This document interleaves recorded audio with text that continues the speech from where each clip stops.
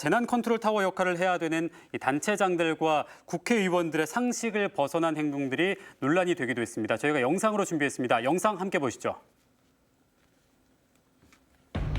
본격적으로 수해 복구 작업이 시작된 가운데 현장을 찾은 정치인들의 부적절한 발언이 논란을 빚고 있습니다.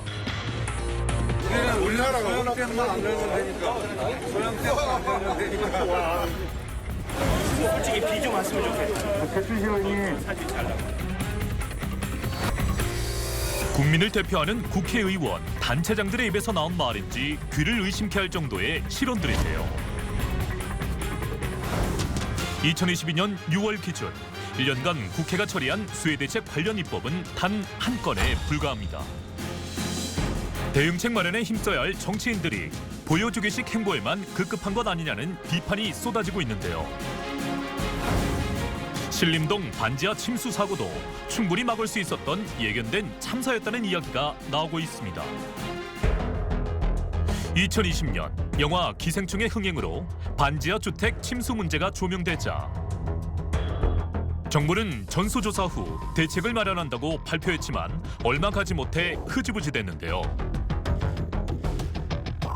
그 사이 결국 수해가 발생했고 반지하 주민들은 아무 대책 없이 무방비로 재난에 노출된 겁니다. 자연재해가 아니라 이거는 이제 엄연한 사회적 구조적 문제에서 발생한 사회적 참사다. 컨트롤 타워로서의 역할을 제대로 못한 문제 이런 게 있었고 그 집권 여당의 국회의원들의 행태나 이런 모습들 보면서 사실은 분노가 더 있었던 것 같고 근데 단순하게 반지하를 그냥 없애는 정책으로만 이게 풀릴 수 있는 문제인가 근본적인 문제 해결이 사실은 필요하고 그렇게 보고 있는 거죠. 대한민국 재난 대응의 현주소를 보여준 이번 수해 재난.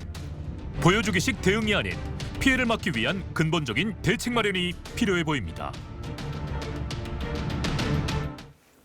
네, 이렇게 시민들을 좀 지켜줘야 되는 사람들이 굉장히 논란을 일으켰다는 자체만으로도 참 마음이 아픈데요.